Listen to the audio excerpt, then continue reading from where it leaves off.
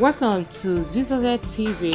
Kindly subscribe, share, and like for latest updates and news.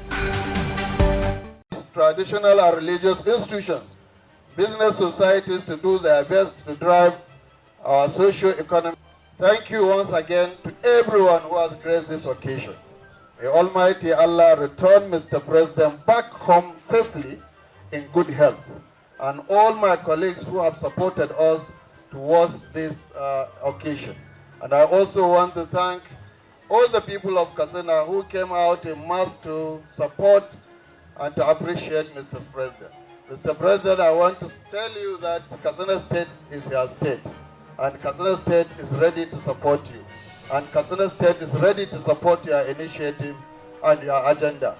And we are thankful to you for the economic reforms that you have produced in this country, which has really helped the state governments of national to get more money to work for the people. That is your credit, sir, and we must thank you for that. May God bless our state, Katsina State. May God bless the Federal Republic of Nigeria. Assalamu alaikum wa rahmatullahi ta'ala wa barakatuh.